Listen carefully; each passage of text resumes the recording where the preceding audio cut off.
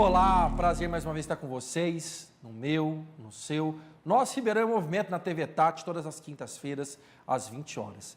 Pedi licença para entrar na sua casa, para trazer para você aqui mais um tema importante nessa semana, né, desse dia 8 de maio, uma semana que aconteceu muita coisa, mas aconteceu um fato na Flipoços, né, que é a Feira do Livro de Poços de Caldas, envolvendo um escritor que foi, né, de certa forma ali, né, existiu ali um processo, ali, né, um comentário de uma outra escritora que configurou-se racismo, né, e o racismo é um tema aqui muito abordado no nosso Ribeirão em Movimento, que é um tema recorrente, e envolve educação, envolve livro, envolve literatura, e para falar desse assunto, estou convidando outro professor que eu já sigo nas redes sociais, que é o Josué Alves de Souza, ele é professor de História, Geografia e também, né, um grande comunicador, faz muito sucesso nas redes sociais do seu Instagram, que é o @sorju, que tem mais de 170 mil seguidores, e é um prazer receber você aqui, meu querido amigo. Fique à vontade do Ribeirão em Movimento para a gente falar de literatura neomarginal, falar da sua vida também, né, uma vida de resistência, superação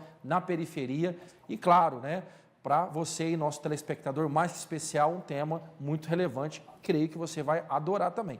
Prazer ter você aqui conosco. Tudo bem, Josué? Tudo bem, obrigado, cara. Obrigado pela receptividade de vocês. É um prazer enorme estar aqui com vocês hoje. Josué, antes de a gente começar o bate-papo, né, é interessante a gente passar aqui para você, se você não assistiu, o que aconteceu na Flipoços, né, durante essa semana, que foi, inclusive, viralizou. Inclusive, o escritor, também professor, ele ia participar conosco, mas infelizmente teve problemas técnicos, né, e não teve como ele estar aqui. Mas ele vai participar também para comentar tanto sobre o seu livro, né, a sua trajetória, a literatura neomarginal e esse fato lamentável que aconteceu numa feira do livro. Vamos aí a esse vídeo para você também acompanhar. Os marginais. Como que faz para ser uma neomarginal? Basta você ser você mesma. Vocês querem ser minha editora gráfica? Vamos conversar. Vamos, por favor. Conversar. Eu quero ser uma neomarginal, gente. Olha que tudo. Camila Luz, neomarginal. Nunca fui presa, mas agora sou. Da sociedade, né? Mas de alguma maneira os autores e autoras, eles já são por natureza pessoas marginalizadas, né? Pela sociedade. Quando você... artistas, né? Os artistas em geral, né? Quando você...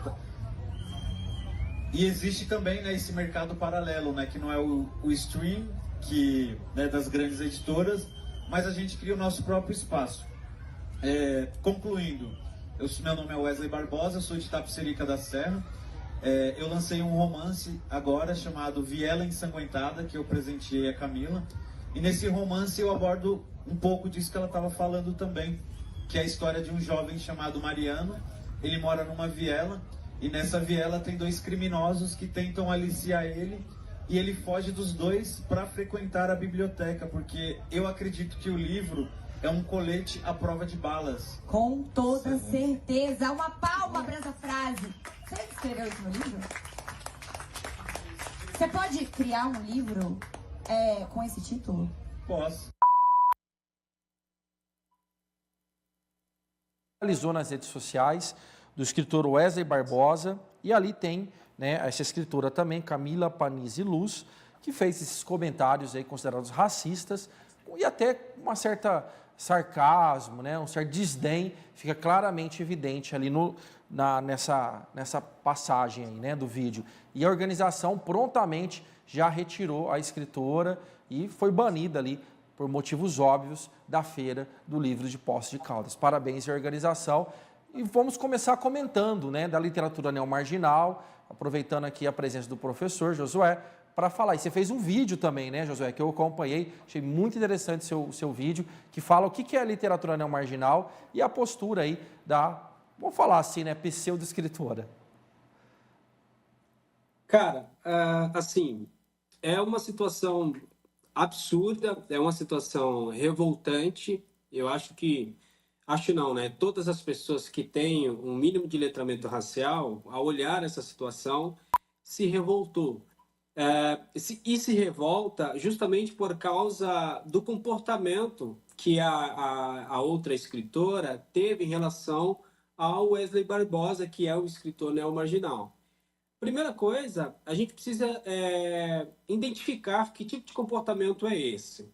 Geralmente, quando pessoas negras, de pele retinta ou não, falam sobre branquitude, a branquitude não é necessariamente apenas cor de pele. É muito importante a gente enfatizar isso, porque a branquitude é um modelo de pensamento, é um modelo de comportamento, e é um pensamento e comportamento que tem uma herança colonial.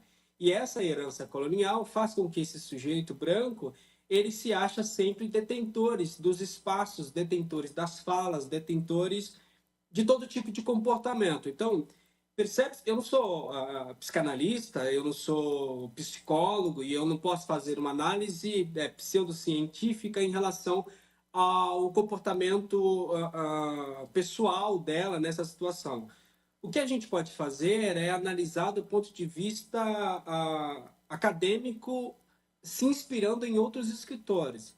Então, o vídeo que eu gravei em relação ao conceito desenvolvido pelo Boaventura de Souza Santos é um conceito, é um português, tá? Um escritor português, e ele desenvolve esse conceito chamado de epistemicídio, que é o assassinato de outros saberes, senão aqueles dessa branquitude, desse sujeito que se acha detentor do conhecimento. Eu tenho experiências em relação a essas coisas, porque, veja bem, no sexto ano, os alunos, e você sabe muito bem, que os alunos aprendem que a história nasceu na Grécia, a filosofia nasceu na Grécia, a medicina nasceu na Grécia. Isso é uma forma de epistemicídio. Por quê?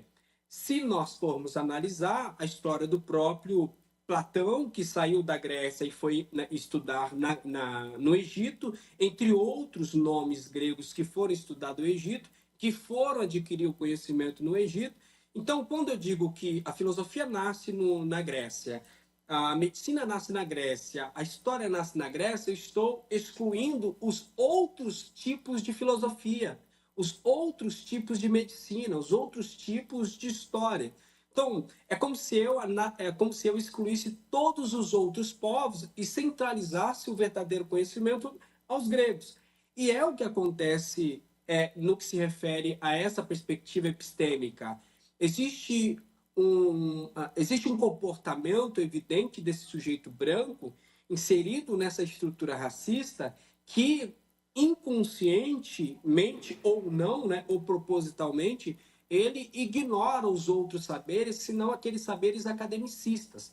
E aí, por que eu estou falando isso? Porque quando a gente fala sobre uma literatura marginal, eu estou falando de uma literatura que está fora da academia.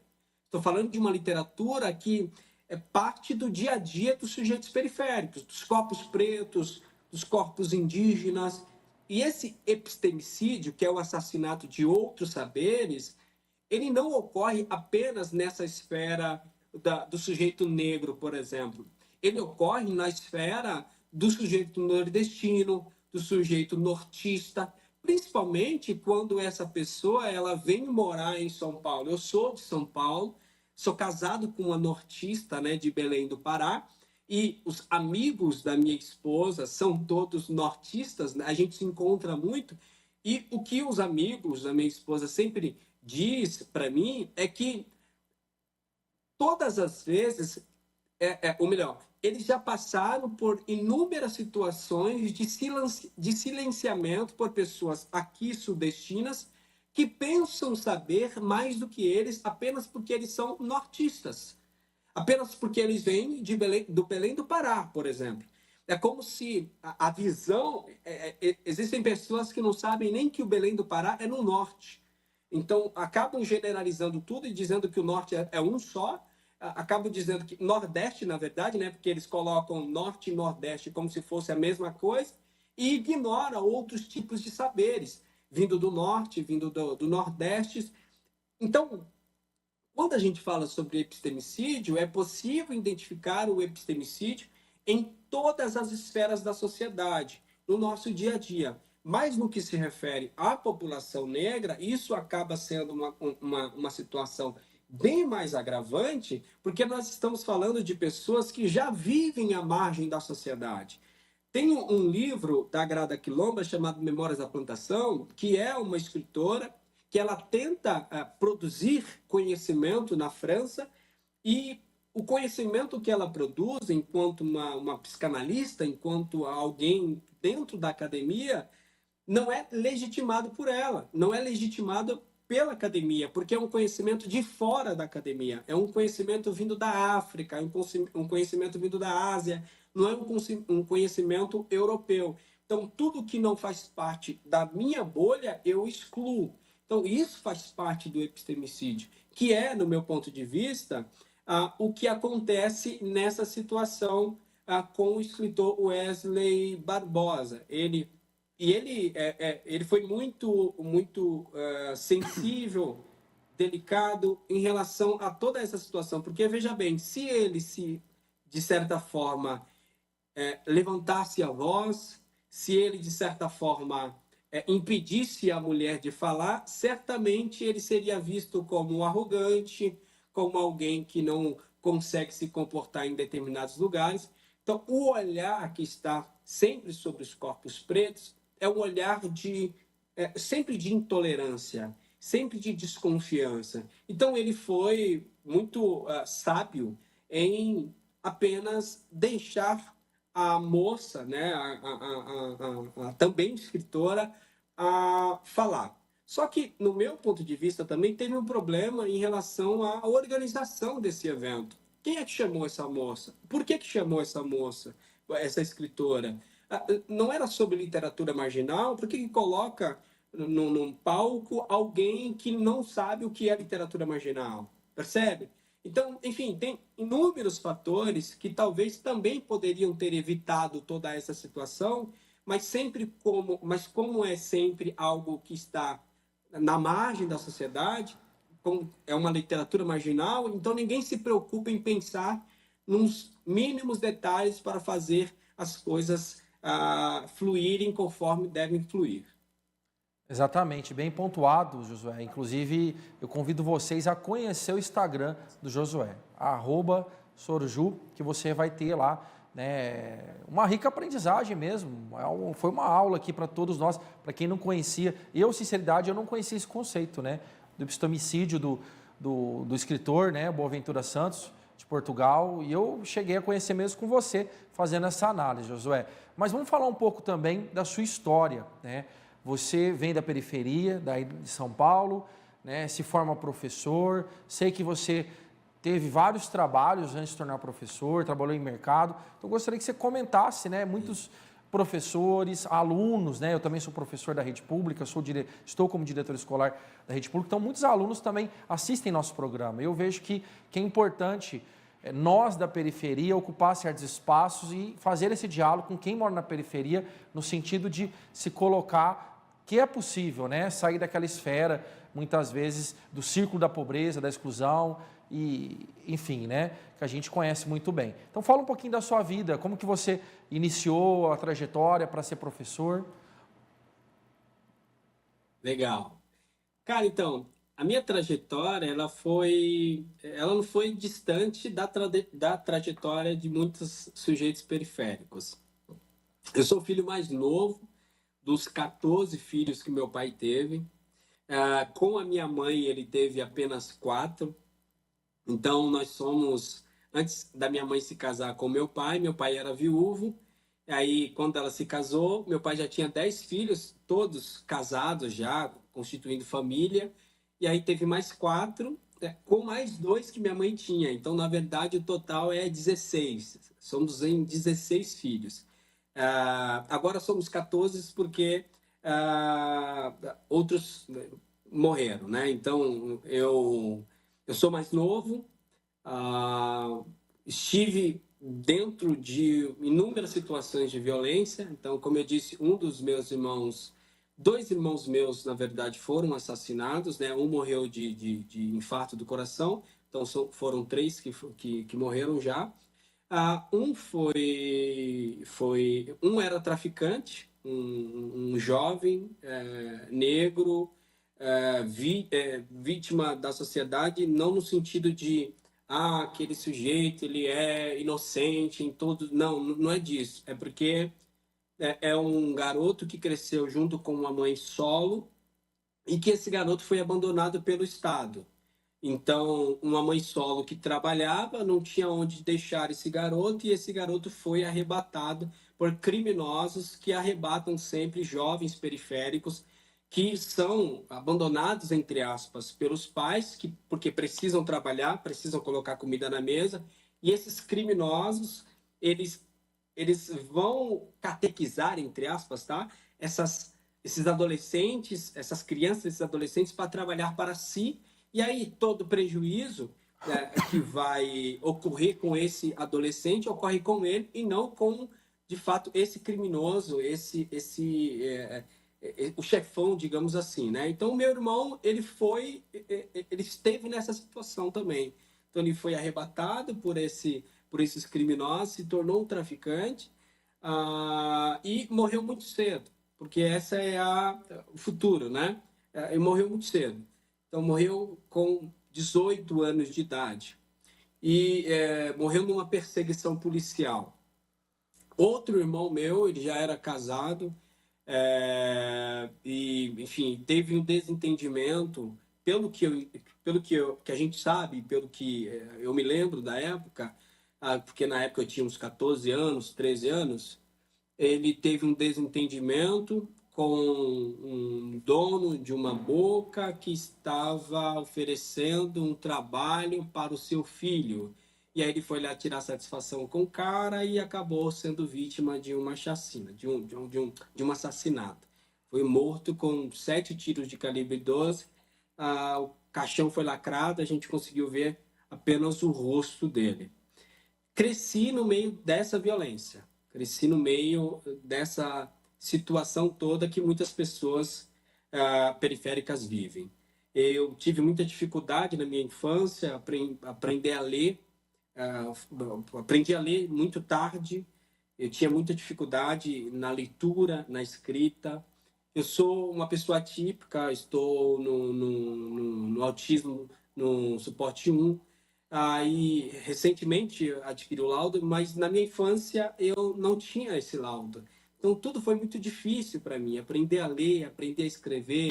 Eu tenho um TDAH, eu sou dislexo. Então, inclusive, eu estava aqui numa reunião e preocupado com uma atividade que eu vou entregar hoje, que eu já fiz, mas é manuscrito e minha letra não é muito bonita, mesmo sendo professor.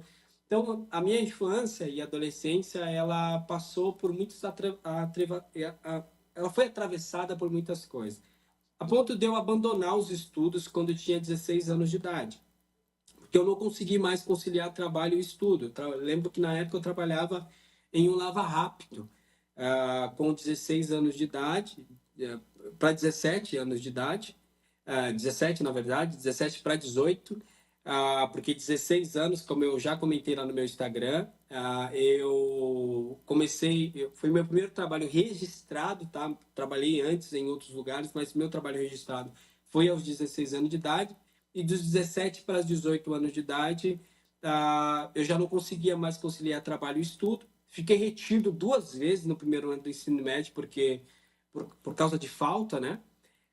Faltava muito, mas muito mesmo. Então, enfim, parei de estudar com 16 para 17 anos de idade e voltei a estudar só com 24 anos de idade. Com 24 anos de idade, eu fiz o EJA, e no ano seguinte que eu terminei o EJA, com 25 anos de idade, eu entrei na faculdade, e aí eu me formei em História e Geografia, com muito esforço também, com muito sacrifício. Essa coisa de estudar história veio me inspirando em o único irmão meu que se formou. Então, nós somos em números, né? Bastante irmãos, mas apenas 2 fizeram um curso superior. Então, eu me inspirei nesse meu outro irmão que fez um curso superior, para eu também fazer faculdade. Então, entrei, fiz a história, né? História e geografia, e agora eu estou fazendo direito, né? Então, estou no 4º semestre do curso de direito. Entenda, assim, sempre foi muito difícil até aqui, mas eu sempre tive a consciência de que o único meio para romper com a desigualdade social é a educação, é através dos estudos. Então, eu sempre depois que eu entendi a importância dos estudos, depois que eu voltei a estudar e percebi a importância dos estudos, aí eu não parei mais de estudar.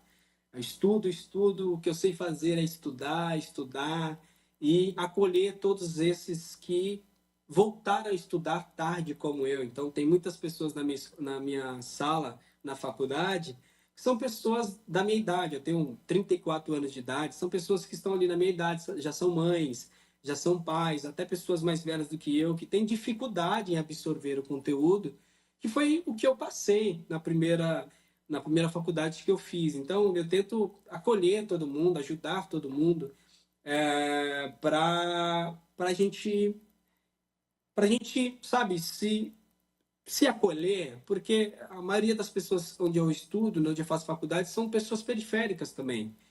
Então, como você bem disse, a gente precisa ocupar esses lugares, né? A gente precisa ocupar pelo conhecimento, não pelo persualismo, né? Por aquilo que o Sérgio Buarque de Holanda chama no livro Raízes do Brasil, que o Brasil se constrói a partir de uma relação pessoal nas instituições públicas, né? Questões de indicações, questões de eu vou nomear os meus amigos, os meus parentes e tal. Não a partir disso, mas a partir da conquista que vem pelo conhecimento adquirido, sabe? Então é isso, basicamente, resumindo, tá? A minha história é essa daí, cheios de desafios, cheios de perdas, inúmeras violências, mas, como diz Racionais MCs, eu sou um sobrevivente no inferno, né? Então, eu sobrevivi em meio ao caos e eu devo isso muito também à religião, né? Querendo ou não. Passei muito tempo dentro da igreja, então a igreja era um escape em relação à situação política e econômica que nós estávamos vivendo. Encontrávamos esperança em Deus para muitas coisas. Meu pai, pastor assembleiano, minha família inteira assembleiana. Então, devo muito à religião em si, apesar de eu tecer muitas críticas ao evangelicalismo e como a religião se emaranhou com a política brasileira. Mas eu devo muito aos meus pais, aos colegas que sempre estão aí a me apoiar, a continuar aprendendo, continuar produzindo conteúdo. E é isso. Acho que eu fui resumir bem a minha história. Tá ótimo, perfeito. Eu acho que a sua história se confunde com a história do Brasil e a história da grande maioria do povo brasileiro, né? Inclusive daqueles que estão na escola pública. Eu ouço sua história e eu vejo as histórias dos meus alunos da escola onde eu dirijo, né? Recentemente, essa semana mesmo, estava dialogando com uma menina e um menino na minha sala. E é engraçado, você falou isso, eu acabei lembrando aqui, né? E moram na comunidade também. E tiveram um problema lá de comportamento, eu chamo para minha sala para fazer uma ocorrência, e eu gosto sempre de conversar e perguntar, né? Porque todo comportamento indisciplinado, ele esconde uma história de tragédia. Eu percebo isso. Todo aluno muito disciplinado, ele tem uma história de tragédia por trás. A grande maioria das vezes eu percebo isso. E um menino de 12 anos lá, que eu estava dialogando com ele, e aí quando eu fui perguntar o nome do pai dele, ele falou, meu pai faleceu no presídio, né? Eu perguntei, mas ele morreu do que no presídio? Ele morreu de dor de dente. Eu falei, dor de dente? Mas como assim dor de dente? Eu falei, não sei, morreu de dor de dente. E aí eu perguntei, falei, mas alguém na sua família faleceu, né, dessa forma? Ele falou, não, eu tenho mais um tio que morreu com um tiro e mais outro. Aí a outra menina estava lá também na sala, falou, meu pai também está preso e tem um primo também. E assim, são todas histórias de tragédias, né, familiares. Então é esse público que a gente tem um desafio de fazer compreender da importância da educação. Que sendo que nessa idade, muitas vezes, a maior importância é sobreviver, né? É como estar vivo para comer, para inclusive fazer as suas rotinas diárias. Então, esse é um desafio nosso como educador. Mas você relatou uma questão que você traz nos seus vídeos também, Josué, que eu acho importante, que é a questão da religião. Porque muitas vezes na periferia, a única instituição de caridade, de serviço público, de assistência social, são as igrejas evangélicas. Elas cumprem um papel. Sim. mas de um tempo para cá, esse papel foi se confundindo com uma linha política, ideológica à extrema-direita, né? E muitos aqueles que são pobres e necessitam da política pública acabam adotando um discurso anti-Estado. E aí eu gostaria que você comentasse um pouco dessa sua luta na rede social, e sei que você passa muito perrengue por isso, por ser cristão, por ser evangélico, que eu vejo que você fazendo vídeo sobre o carnaval, né, saindo um pouco daquela bolha, né, do evangélico tradicional. E eu acho muito interessante, muito educativo esses vídeos. Então eu gostaria que você também comentasse sobre como é ser evangélico, mas do evangelho como você é, né? Que tem toda uma análise crítica, histórica, do que está acontecendo no Brasil, inclusive. Sim. Cara, olha só, tem um pastor que eu admiro muito, que é o pastor Ariovaldo Ramos. Ele disse que o movimento evangélico hoje no Brasil, ele é um movimento político. Então, quando a gente pensa nas igrejas evangélicas enfim, da minha adolescência, da minha infância, a gente pensa numa igreja muito diferente dessa igreja hoje. Não é que lá atrás não tinha uma teologia do medo, uma teologia do pânico, né, que fazia com que por exemplo, hoje eu tenho poucos shorts, não tenho o hábito de usar short, porque na minha adolescência usar short era pecado. Então eu sempre fui muito bom de bola, de jogar futebol, mas eu acabei não desenvolvendo isso porque dentro da igreja jogar bola era pecado. Então escutar música secular, né, que é chamada de música do mundo, é pecado também. Então a igreja sempre teve esses problemas em relação a esse colonialismo mental, de fazer com que algumas pessoas acabam não se desenvolvendo enquanto sujeito crítico que deve ser para entender as dinâmicas da sociedade. Isso nós entendemos, tá? Agora, sim, a igreja, sobretudo, ela também é um lugar de pertencimento, né? Ela é um lugar, veja bem, se eu falo bem hoje, se eu me comunico muito bem com as pessoas no meu Instagram, em sala de aula, como professor ou como aluno no direito, eu devo muito à igreja. A igreja me ensinou a falar bem, a igreja me ensinou a tocar, a igreja me ensinou a cantar, a igreja me ensinou a dividir vozes, a igreja me ensinou muita coisa que eu sei hoje. Então, para além dessas coisas que a gente critica, a gente entende que o espaço religioso ele sempre foi um espaço de pertencimento, sempre foi um espaço de comunhão, um espaço de inclusão. Então, o meu pai, ele era um pedreiro.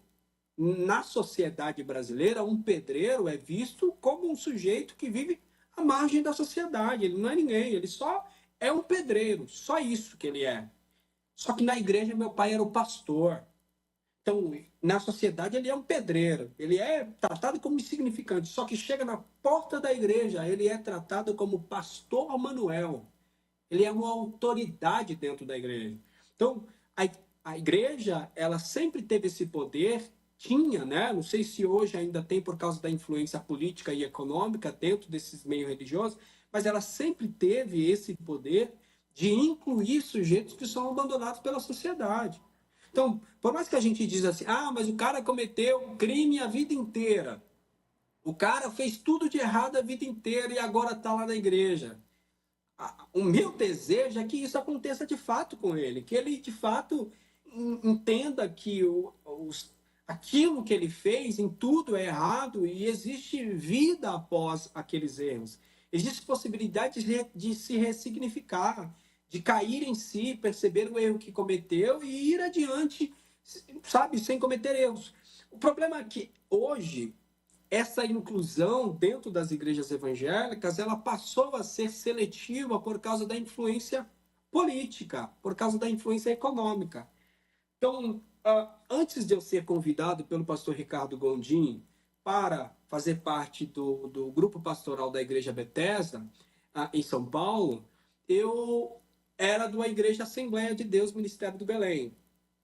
E aí, quando as lideranças dessa igreja perceberam que eu sou um sujeito de esquerda, eu fui convidado a me retirar.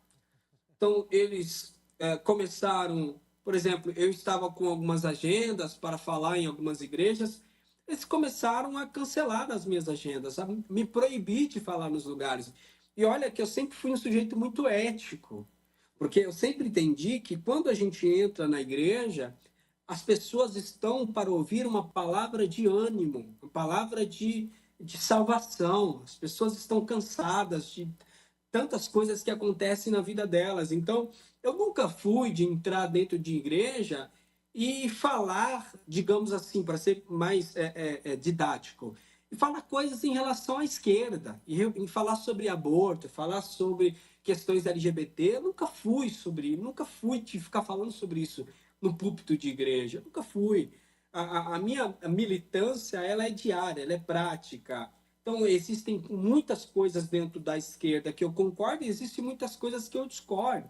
Só que dentro da igreja, eu entendo que nós somos um corpo de Cristo, nós somos uma só carne, certo? E nós estamos ali para celebrar e louvar a Deus sobre todas as coisas. Então, o apóstolo Paulo diz que diante de Deus não existe mais homem, não existe uma mulher, não existe mais sacerdote. Somos todos um diante de Deus. Então, só que por causa desse movimento político e por causa daquilo que nós chamamos de teologia do domínio, né? Porque a teologia do domínio é uma vertente teológica vinda dos Estados Unidos da América do Norte, dos Estados Unidos da América do Norte, que propaga a ideia de que os cristãos devem ocupar todos os espaços da sociedade. Então, os cristãos devem ocupar a cultura, devem ocupar a literatura, devem ocupar a televisão, devem ocupar o rádio, devem ocupar todos os espaços da sociedade, a fim de que não sobre espaço para ninguém.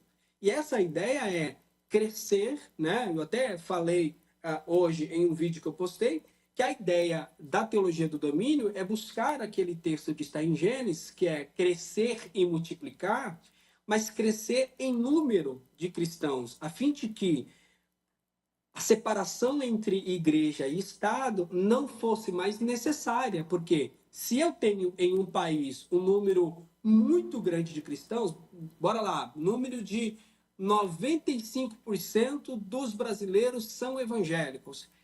Eles vão dizer que não precisam a separação entre igreja e Estado, porque eles são em maior número. Então, o Estado não precisa mais ser laico. O Estado agora precisa ser regido pelas leis cristãs, pelas leis da Bíblia. Então, veja bem, olha que contradição. Porque eu estou totalmente fomentando uma ideia de que eu não respeito a diferença, eu não respeito a diversidade, eu não respeito a pluralidade, porque eu quero que a minha religião se sobressaia sobre as outras religiões. Então, se eu tenho um Estado teocrático, um Estado que não existe mais separação entre igreja e Estado, eu rasgo a Constituição. Porque na Constituição se eu favorecer uma única religião em detrimento de outras religiões, isso é inconstitucional. Então, não é à toa que a proibição de exemplares bíblicos, da obrigação, na verdade, né? A proibição da obrigação de exemplares bíblicos em bibliotecas, em escolas públicas, em prédios públicos, isso é inconstitucional, porque eu não posso obrigar uma religião ser favorecida, né, ser beneficiada em detrimento de outras religiões. Então, o que acontece hoje dentro das igrejas evangélicas é isso.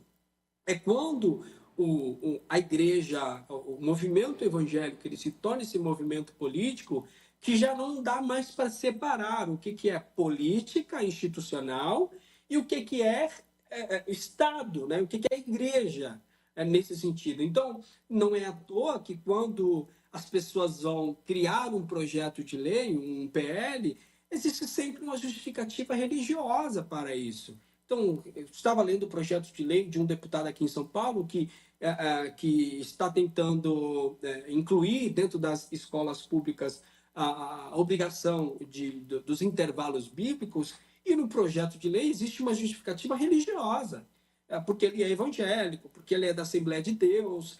Percebe como isso é contraditório? Então, eu não posso criar uma lei pautada na minha religião. Preciso criar uma lei pautada no bem-estar de toda a sociedade. Se fosse assim, eu iria criar uma lei que fosse a favor da expressão de fé de inúmeras religiões. Olha, na segunda-feira os evangélicos podem fazer o seu culto, na terça-feira os umbandistas, na quarta-feira os candomblecistas, quinta-feira os espíritas e sexta-feira os, sei lá, os ateus podem falar sobre a sua experiência de não acreditar em Deus. Não existe isso, certo? Não existe essa pluralidade. Existe uma imposição de um pensamento único, que é o pensamento cristão. Então, isso faz com que as pessoas elas se distanciam desse evangelho que eu, Josué, acredito que é o evangelho de Jesus Cristo, que é o evangelho primitivo, que é a igreja primitiva, antes da institucionalização do cristianismo como religião oficial do império.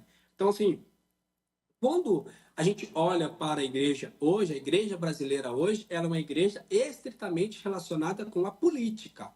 Estritamente relacionada com a política. Inúmeros pastores que esteve no governo do Bolsonaro, por exemplo, foram pastores que foram pegos em esquemas de corrupção.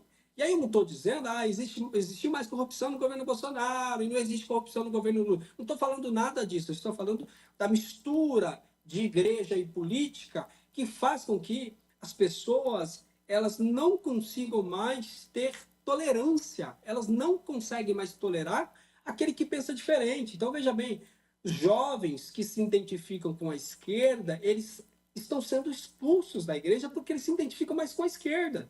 Então, veja bem como que isso é contraditório, como que isso vai fazer com que esses jovens caiam no mundo, talvez o mundo da radicalidade, como eu já presenciei em muitas situações, jovens que saíram da igreja e foram para o outro mundo da radicalidade, porque a igreja ensina a viver sobre um padrão, um cabresto, né? uma mentalidade dentro de uma mentalidade colonial, e aí esses jovens saem daquilo, se revoltam, vai para um outro estágio da vida, uma outra radicalidade, que isso também é prejudicial. Então, eu vejo hoje essa mistura de igreja, política, religião e política, uma mistura maléfica. Então, olha, eu estava recentemente lendo alguns textos e eu vi que as igrejas evangélicas são os piores lugares, por exemplo, para pessoas LGBTs. São os piores lugares para pessoas LGBTs. Então, assim, eu acho, respondendo a sua pergunta, não sei se eu respondi, mas finalizando aqui, concluindo, eu acho que não existe mais retorno. Eu acho que não tem mais... acho que não vai existir um momento que a igreja ela vai se distanciar da política, sabe? Acho que não existe mais esse momento. Eu acho que a igreja ela vai cada vez mais se juntando com a política, fazendo com que as pessoas tenham uma espiritualidade cega, uma idolatria em relação a políticos que usam da experiência religiosa delas para ganhar dinheiro, com jargões religiosos para ganhar dinheiro e para ganhar o apoio dessas pessoas, mas não tem nenhum compromisso com a fé dessas pessoas, não tem nenhum compromisso com a experiência social, uma experiência diária dessas pessoas. Porque se tivesse experiência, um relacionamento de fato com essas pessoas, votariam pelo fim da escala 6x1. Mas não votam pelo fim da escala 6x1, porque o compromisso não é com essas pessoas que vivem nessa situação. O compromisso são sempre com aqueles que são detentores do poder. E aí a igreja serve para eles como massa de manobra, infelizmente. Felizmente, isso é claro mesmo para todos nós aí que fazemos essa leitura crítica, né? E moramos na periferia também. Mas, ô Josué, depois desse processo seu, de entrar na faculdade, né, de ter esse outro olhar para a religião, você, posso dizer, ou melhor perguntar, você acredita no Jesus da igreja ou no Jesus histórico? Ou para você isso não tem separação alguma? Cara, então, assim, sempre me perguntam isso no Instagram, né?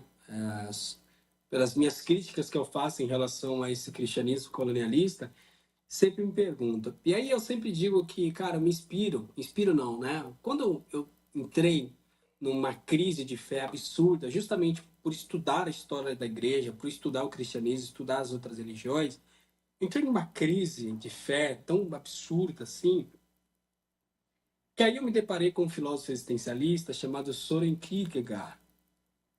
Que o Kierkegaard, ele, ele elabora uma filosofia pautada, né, nos estágios da vida. E aí chega um momento que ele dá um exemplo de Abraão, quando Abraão, por exemplo, Deus, né, o Deus dos Hebreus, do Antigo Testamento, querendo, segundo a tradição judaica, querendo testar Abraão, ele pede para Abraão sacrificar o seu próprio filho. E Abraão vai fazer isso em sacrificar o garoto. E aí tem um diálogo que Abraão diz para os teus servos, dizendo sobre Isaac, né? Nós subiremos, que aí ele estava subindo para sacrificar o garoto, e diz, nós voltaremos. Então, ele não disse se vai voltar com o garoto, mas ele disse, nós iremos e nós voltaremos. Então, alguns teólogos dizem que ele estava falando sobre Deus, porque até o momento, então, uma espécie de a espiritualidade que ele tinha até então falhou porque ele colocou o garoto acima de Deus. Eu não acho muito essas coisas, mas o que eu estou querendo dizer é que o Kierkegaard usa toda essa situação para falar sobre o salto de coragem, né? Que é o salto no escuro, que ele chama. E aí, para mim, eu acho que a minha fé, Josué, a minha fé é esse salto no escuro. Eu não penso, para ser muito sincero com você, eu não penso, por exemplo, nessa ideia desse Jesus histórico. Já estudei muito do Jesus histórico, já estudei bastante, até porque eu parto da ideia de uma leitura popular da Bíblia, do Jesus que está com aqueles que são marginalizados, aqueles um Jesus que acolhe todas essas pessoas, mas eu não pego isso para ficar refletindo, sabe? Eu não vivo, eu não tenho uma espiritualidade pautada nisso. Eu não acredito, por exemplo, que a única salvação ela vem do cristianismo. Existem milhares de religiões. O que eu penso, eu, Josué, particularmente penso, o que me torna um sujeito bom? É um sujeito que eu posso amar a Deus sobre todas as coisas e o próximo como a mim mesmo? Posso. Mas antes de qualquer barganha espiritual, ser um sujeito bom é ser um sujeito ético. Então, por que eu sou? Por que eu trato bem a minha esposa? Porque eu sou cristão? Não. Eu trato bem a minha esposa porque eu quero que o meu casamento se prolongue por longos e longos anos, até que a morte nos separe. Por que eu sou um bom filho? Porque a Bíblia diz para as crianças honrarem os pais e as mães para que seus dias se prolonguem na terra? Não, eu honro o meu pai e a minha mãe, eu cuido da minha mãe, meu pai já faleceu, né? Eu cuido da minha mãe, porque eu acho que esse é um dever ético de um filho, cuidar da mãe. Então, as minhas relações sociais, elas não estão pautadas na Bíblia, elas estão pautadas na ética, na cidadania. E, subsequentemente, obviamente, que eu tenho um relacionamento com Deus, eu oro para Deus, e eu não tenho nenhum problema, por exemplo, de um dia ir no terreiro de Umbanda, de Candomblé, espírita, mesquita. Não tenho nenhum problema em relação a essas questões. Eu digo que o meu relacionamento com Deus transcende a todas essas coisas. Então, o meu relacionamento com Deus está pautado na minha vida ética. Lembro que recentemente alguém me disse que Deus estava com saudade de mim. E aí eu perguntei, como que Deus pode estar com saudade de mim se eu estou constantemente falando com Deus? E como que eu falo com Deus? Sendo uma pessoa ética na sociedade brasileira, tratando as pessoas bem, independente de qualquer coisa. A gente não vai gostar de todo mundo. Se eu dizer para vocês que eu gosto de todo mundo, eu estou sendo hipócrita. A gente não gosta de todo mundo. Mas não gostar não significa desejar o mal. Então tem uma frase bacana que é: eu me levanto à mesa porque eu já não sou mais bem-vindo, eu já não quero mais estar àquela mesa, mas eu desejo que a comida ainda esteja naquela mesa. Eu desejo que as pessoas ainda continuem comendo na minha ausência. Não é porque eu rompi com determinadas pessoas que eu desejo o mal daquelas pessoas. Então, quando a gente vê na sociedade brasileira, a gente vê os cristãos extremistas, né, bolsonaristas, dizendo que eles são a favor da morte dos petistas, dos esquerdistas, eu fico me perguntando aonde está Deus nessa situação toda. Eles acham fielmente que eles têm um relacionamento com Deus. E eu tenho o meu relacionamento com Deus sendo uma pessoa ética. Não pensando nessas dinâmicas doutrinárias, teológicas, nada disso. Eu acho que o meu relacionamento com Deus está pautado em ser uma pessoa ética. Foi difícil aprender isso. Não digo para vocês que eu sempre fui esse sujeito. Não, eu já errei muito. Mas eu entendi, para mim, Josué, eu acredito que o meu relacionamento com Deus melhorou muito quando eu entendi que para eu viver bem, é eu ser uma pessoa ética, tratar bem os meus alunos, tratar bem os meus amigos, tratar bem a minha esposa, ser um companheiro da minha esposa, ser um companheiro da minha mãe, dos meus irmãos, ser uma pessoa ética. Então, respondendo a sua pergunta, eu não fico muito pensando sobre isso. Então, eu acho que a minha espiritualidade, ela também está atrelada à ética. Não sei se deu para entender. Claro, não, está muito claro. Josué, infelizmente chegamos ao final do nosso programa, passou muito rápido. Nós já até estouramos o tempo para 40 minutos. Passou rápido. Chegamos a 46 minutos já, que nós estamos aqui. Mas eu queria agradecer muito sua participação, parabenizar de novo pelo papel que você cumpre nas redes sociais como educador, como comunicador, como cristão. Eu me identifico muito com a sua fala e com a sua origem também. Eu não sou negro, né? Você é negro, mas apesar de ser branco e pobre, eu me identifico com várias situações que você coloca nas redes sociais. Então, por isso que a sua fala ela é muito potente, não só para mim, mas para os jovens da nossa periferia. Então, queria agradecer muitíssimo a sua participação e deixar para você esse espaço para quando você quiser, a gente continuar esse bate-papo muito gostoso. É uma aula para todos nós que estão nos assistindo, para a gente prosear sobre... Eu tinha muito mais coisas para falar com você, mas infelizmente não vai dar tempo, porque TV é cronometrado, né? Mas queria agradecer mais uma vez, José. Muito obrigado, gratidão mesmo pela sua participação. Que isso, eu que agradeço, viu? Abração. Um grande abraço. E agora fico com a TV POS, com as últimas informações do magistério com a nossa querida professora Bebel, presidenta, né, segunda presidente da POSP, e também com o Chico Poli, da Udemo, com as notícias aí do magistério. E até a semana que vem, se Deus quiser. Um abraço.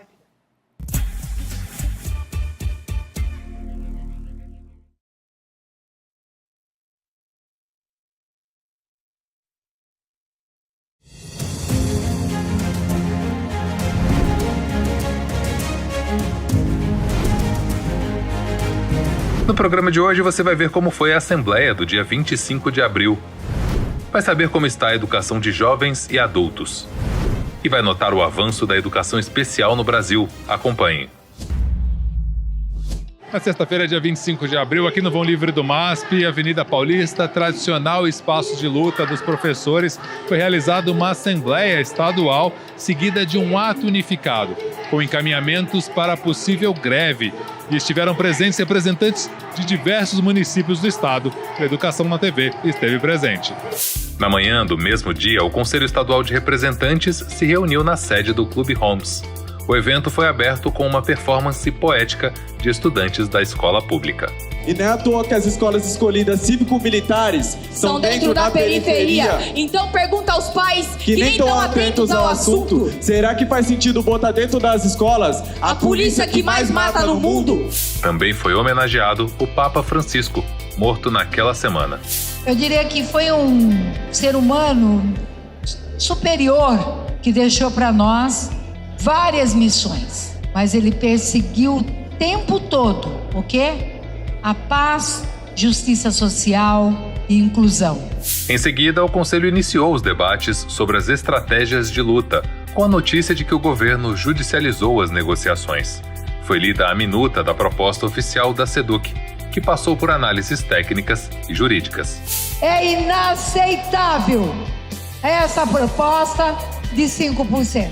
A gente teve alguns avanços no que diz respeito às questões, sim. Por exemplo, no mínimo poder repor os 2 dias das assembleias e a gente ter várias comissões para isso. Ter a ampliação de sociologia e filosofia. Ter uma comissão paritária ter oportunidade de discutir uma carreira aberta, porque nós estamos regulamentados na 836 até o nível 5 e nós temos 3 níveis que não estão regulamentados. Mas o governo nos deu oportunidade agora. O governo, quando quis ser mais esperto que ele próprio, ele nos jogou para a coisa e disse o seguinte: não vai ter greve, 30%, papati patatá, e 5 reunião de conciliação. Ótimo! Vamos no dia 5 fazer um grande ato unificado, gente. Vamos levantar a cabeça e mostrar que esse ato vai ser com vigília. E dia 9 é o dia D, é o dia da Assembleia Estadual, que nós vamos mostrar para esse governador: ou você coloca em prática o que você escreveu no papel, ou a gente vai para uma greve por tempo indeterminado. 2 propostas de encaminhamento da mobilização foram votadas. A maioria dos conselheiros acatou a proposta da direção executiva. A assembleia foi na parte da tarde, na Avenida Paulista. Mesmo com tempo chuvoso, milhares de professores marcaram presença. Novamente foram colocadas as posições divergentes e a categoria manteve a decisão do Conselho Estadual de Representantes. Nós tivemos um dia hoje muito importante na defesa da educação pública, dos professores, contra esses ataques sem precedentes desse governo, pela proposta que ele apresentou e que não representa a valorização que nós estamos reivindicando. Nós temos que dialogar com a nossa categoria, com os professores, foi o que fizemos hoje. E saímos daqui muito satisfeitos com o que foi encaminhado. Nós vamos continuar a pressão contra o governo Feder, contra o governo Tarcísio, exigindo pelo menos que o piso salarial nacional seja respeitado, que é uma valorização, que é uma lei desde 2008 que a gente busca, a gente luta. O estado de São Paulo, o estado mais rico da federação, não pode ficar atrás. Nossa categoria está de parabéns. No dia 5 nós temos que fazer a vigília nas diretorias de ensino, levar a nossa reivindicação nas regiões, e no dia 9 nós estaremos novamente em assembleia em mais um dia de greve. Porque o governo precisa negociar, precisa apresentar uma proposta decente para a categoria que está há mais de um ano sem reajuste, sem recomposição, a gente já está há mais tempo, né? A gente deu prazo de preparação, tanto do nosso lado como eles também prepararam. Teve propostas? Sim, teve, mas não está aquém do que nós reivindicamos. Algumas propostas até acho que tem razão de ser e dá para aceitar. Outras não. 5% não tem como aceitar. Nós temos uma perda de mais de 40% do PEB 1 no piso salarial profissional nacional. Tanto PEB 1, PEB 2. Nós temos uma perda com relação à meta 17 do Plano Estadual de Educação. Nós temos uma perda também no que diz respeito às condições de trabalho. Nós não podemos nem comer no nosso espaço de trabalho. Nós temos dificuldade de locomoção. Então é uma vida muito dura. Essa categoria está dolorida, ela apanhou muito. E é por esta razão, então, que a gente teve esse calendário, que eu chamo de calendário vinculado com a categoria. Um professor, categoria O, que faltar 2 vezes, ele perde o cargo. Como é que ele faz? Do que ele vai sobreviver? Então, essa responsabilidade, nessa forma de contratação, nós temos que ter. Então, eu não posso pôr o meu vanguardismo acima do que pensa a categoria. Ela diz, eu quero ir, mas eu não tenho condições de ficar. Então, eu acredito que a gente tem que fazer um duro movimento para ter, primeiro, o direito da nossa organização sindical, segundo, para isso lutarmos por salários, e ao mesmo tempo nós fazemos desta luta a luta que eu acho que é o que a categoria da sua valorização. Durante a divulgação dos dados do Censo Escolar 2024, feito em abril, o Ministério da Educação demonstrou preocupação com a educação de jovens e adultos, a EJA. Também queria destacar aqui que é um desafio enorme, que a EJA, a curva de decréscimo em relação às matrículas da EJA, vem preocupando não só o Ministério, mas a importância de garantirmos que esses, principalmente os adultos, tenham acesso e concluam educação básica, e nós lançamos em julho do ano passado um pacto nacional pela alfabetização de adultos e também no fortalecimento da EJA. Pela primeira vez mudamos o fator de ponderação da EJA. Era 80% do valor regular do aluno numa escola regular. Nós ampliamos para o mesmo valor, para 100%, para estimular o prefeito, o governador a contratar a matrícula da EJA para os nossos jovens. Há uma preocupação enorme, como o Moreno colocou, que jovens que deveriam estar na sala de aula regular estão indo para a EJA. A EJA geralmente deveria ser as pessoas mais adultas, né? Então essa é uma preocupação para procurar construir com os estados e municípios, mas esperamos que com esses estímulos que o Ministério está colocando para ampliação das matrículas de EJA, a gente possa mudar esse perfil que vem acontecendo ao longo dos últimos anos em relação a isso. Então é um desafio enorme em relação a isso. O ministro Camilo Santana também apontou avanços nas vagas para crianças especiais. Um ponto positivo do censo é a continuidade do crescimento das matrículas da educação especial. Isso mostra que o Brasil está incluindo cada vez mais crianças e jovens na escola regular. Isso é um ponto importante. Ponto que nos chama a atenção foi o salto do número de alunos com transtorno do espectro autista identificados, mas que estão sendo absorvidos pelas escolas. Isso é um ponto positivo. E que também é uma política, uma estratégia do Ministério, do fortalecimento da Política Nacional da Educação Especial na perspectiva da educação inclusiva, que é garantir as salas de recursos nas escolas, que até 2026 nenhuma escola deixe de ter uma sala de recursos. Eu visitei agora, recentemente, uma escola em Alagoas e estou fazendo questão de visitar as salas de recursos para atendimento a crianças especiais. Então, essa também é uma política de fortalecimento. O censo escolar mostra o avanço que o país tem tido em relação a isso e em relação a essa política. Em cartaz no Sesc Bom Retiro, a peça Macacos, de Cleiton Nascimento, expõe o racismo estrutural e o apagamento das memórias negras do Brasil. O monólogo é o relato de um homem negro em busca de ressignificar o substantivo que dá nome à obra, uma verdadeira aula de história, que convida o público a encarar a história do país sob a perspectiva das violências coloniais e dos preconceitos que atravessam o cotidiano até hoje. Historiadores dizem que o povo brasileiro é um dos poucos povos que não vão gritar a sua república no dia dela para comemorar. E o Educação na TV de hoje fica por aqui. Fique ligado na agenda. No dia 5, mobilização nas regionais. E no dia 9, Assembleia dos Professores. A gente se vê por lá.